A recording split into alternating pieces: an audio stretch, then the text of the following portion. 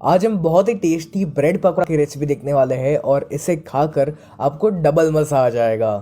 अब आप ये सोच रहे होंगे कि मैं ऐसा क्यों कह रहा हूँ कि इसे खाकर आपको डबल मज़ा आएगा, तो इसका आंसर आपको वीडियो के बीच में मिल जाएगा।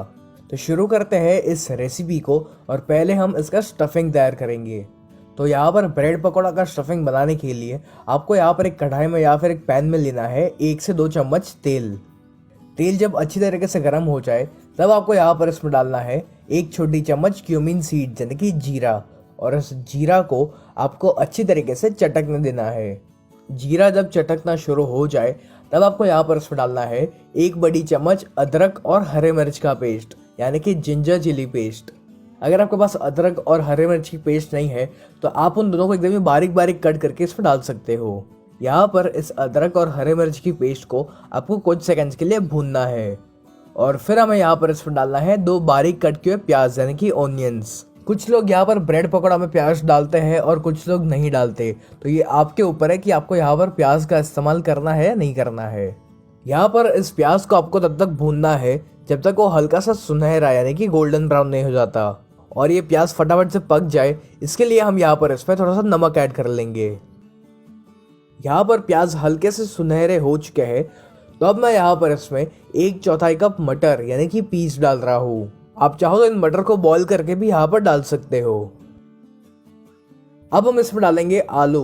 तो यहाँ पर मैंने 7 से 8 आलू लिए हुए हैं, लेकिन इनमें से देखो कुछ कुछ आलू जो है वो काफ़ी छोटे हैं, तो अगर आप बड़े आलू ले रहे हो तो यहाँ पर 4 से 5 आलू काफ़ी रहेंगे। तो अब हमें यहाँ पर इन उबले हुए आलूओं को इसमें मैश करके डालते जाना है। अगर आप इस रेसिपी में थोड़ा सा वेरिएशन लाना चाहते हो तो आप इसमें थोड़े से बारीक कट के गाजर और थोड़े से स्वीट कॉर्न यानी कि मकाई के दाने भी ऐड कर सकते हो। अब हम इसमें सारे मसाले ऐड कर लेते हैं। तो यहाँ पर पहले इसमें जाएगा 1 चुटकी टर्मरिक यानी कि हल्दी।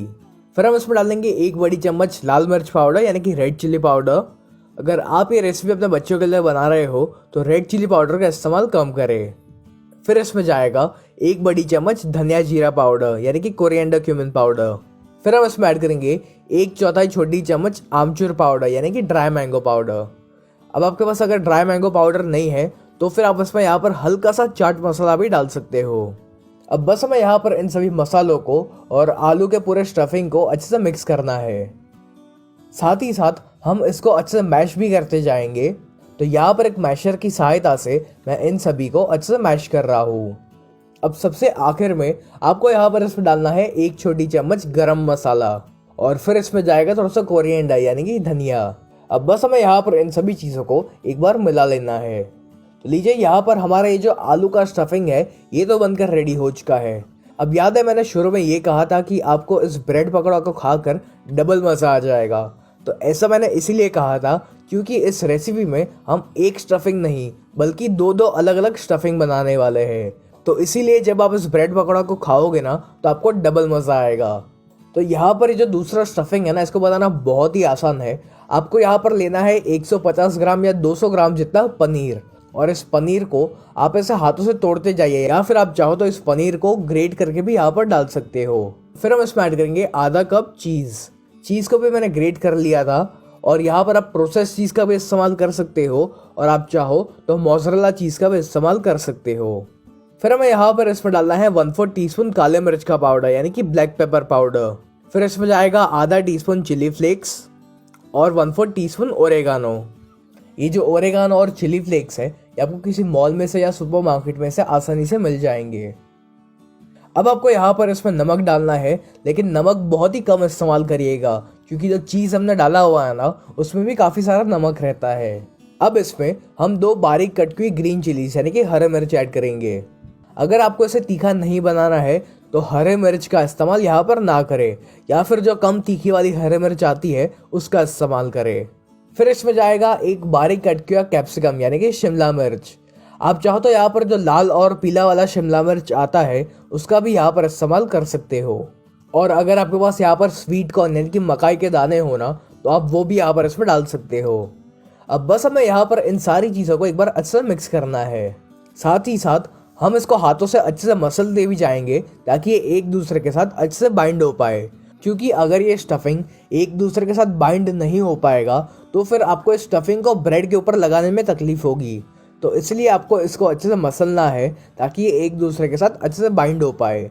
अगर आपका स्टफिंग फिर भी नहीं बाइंड हो पा रहा है तो आप इसमें 1-2 चम्मच दूध का भी इस्तेमाल कर सकते हो। दूध डालने से यहाँ पर ये जो स्टफिंग है ना, ये अच्छे से बाइंड हो जाएगा। चलिए, जैसा कि आप यहाँ पर देख सकते हो कि ये जो स्टफिंग है ये एक दूसरे के साथ अच्छे से बाइंड हो पा रहा है, यानी कि हमारा ये जो स्टफिंग है ये बनकर रेडी हो चुका है। तो यहाँ पर ये आलू का भी बढ़िया सा स्टफिंग बनकर रेडी हो चुका है और ये पनीर और चीज़ का भी स्टफिंग रेडी है। तब हम फटाफट से यहाँ पर बेसन का घोल बना लेते हैं, जिसको बनाना बहुत ही आसान है। आपको बस यहाँ पर लेना है 2 कप बेसन यानी कि ग्राम फ्लावर। आप चाहो तो यहाँ पर बेसन को एक बार छान कर इस्तेमाल कर सकते हो। फिर हम यहाँ पर इसमें ऐड करेंगे 1 छोटी चम्मच नमक, या आप अपने स्वाद अनुसार नमक का इस्तेमाल कर सकते हो। अब यहाँ पर हलवाई क्या करते हैं कि इसमें एक अच्छा रंग लाने के लिए वो इसमें हल्दी का इस्तेमाल करते हैं। तो हम भी यहाँ पर 1 से 2 चुटकी हल्दी का इस्तेमाल करेंगे ताकि हमारे भी जो ब्रेड पकौड़ा है उसका रंग बहुत ही अच्छा सा आए। अब सबसे आखिर में आपको यहाँ पर इसमें डालना है आधा टीस्पून अजवाइन यानी कि कैरम सीड्स, और इन कैरम सीड्स को आप इसे हाथों के बीच में रख कर इसको ऐसे मसल कर ऐड करिएगा। ऐसा करने से इसका जो फ्लेवर है ना वो और उभर के आता है। इन सभी को हम एक बार मिक्स कर लेते हैं और फिर आपको यहाँ पर इसमें थोड़ा थोड़ा पानी ऐड करके इसका घोल रेडी करना है।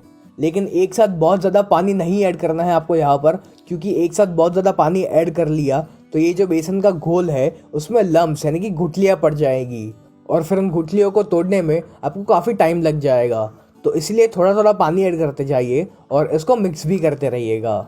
अब यहाँ पर जो बेसन का घोल हम बना रहे हैं ये ना ही बहुत ज़्यादा गाढ़ा होना चाहिए और ना ही बहुत ज़्यादा पतला होना चाहिए, क्योंकि देखो अगर बेसन का घोल बहुत ज़्यादा पतला होगा तो फिर ब्रेड जो है वो उसमें अच्छे से कोट नहीं हो पाएगा, और अगर बेसन का घोल बहुत ज़्यादा गाढ़ा हो जाएगा तो फिर बेसन के घोल के वजन के कारण आपका जो ब्रेड है ना वो पूरी तरीके से वहीं पर गल जाएगा। तो इसलिए जो बेसन का घोल हम बना रहे हैं वो सेमी थिक होना चाहिए। चलिए, जैसा कि आप यहाँ पर देख सकते हो कि हमारे बेसन का घोल बनकर रेडी हो चुका है और इसकी जो कंसिस्टेंसी है यानी कि इसका जो गाढ़ापन है वो बिल्कुल ऐसा होना चाहिए। तो अब हम ब्रेड पकौड़ा फटाफट से बना लेते हैं। तो उसके लिए यहाँ पर मैंने 2 ब्रेड की स्लाइसेस रखी हुई है और इसके ऊपर हमें लगानी है थोड़ी सी धनिया की चटनी। इस चटनी को हम हरी चटनी के नाम से भी जानते हैं और इस चटनी को हमें ब्रेड की हर तरफ अच्छे से लगा लेना है। उसी तरह हम दूसरी ब्रेड की स्लाइस पर भी ये चटनी को अप्लाई करेंगे। अब ये जो आलू का स्टफिंग हमने बना कर रखा हुआ था उस आलू के स्टफिंग को हमें इन दोनों ब्रेड की स्लाइसेस के ऊपर हर तरफ अच्छे से लगाना है। याद रहे कि आपको इस स्टफिंग को हर तरफ इवनली स्प्रेड करना है। यहाँ पर मैंने इन दोनों ब्रेड के ऊपर आलू का स्टफिंग लगा लिया है, तो इसके ऊपर हम एक और ब्रेड की स्लाइस रखेंगे। अब इन ब्रेड की स्लाइसेस के ऊपर हमें लगाना है थोड़ा सा टोमेटो केचप। आप चाहो तो यहाँ पर शेजवान सॉस या फिर रेड चिली सॉस का भी इस्तेमाल कर सकते हो। यहाँ पर मैंने इन दोनों ब्रेड की स्लाइसेस के ऊपर टोमेटो सॉस लगा लिया है। तो अब जो पनीर और चीज़ का स्टफिंग हमने बनाकर रखा हुआ था वो स्टफिंग हम इन दोनों ब्रेड के ऊपर लगाएंगे।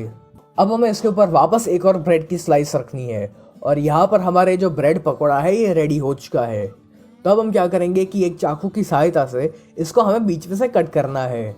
ये जो हमने 2 अलग अलग स्टफिंग बनाया ना, इसको जब आप एक साथ खाओगे तो आपको बहुत ही मज़ा आने वाला है, क्योंकि इन दोनों स्टफिंग का टेस्ट वाकई में काफ़ी बढ़िया है।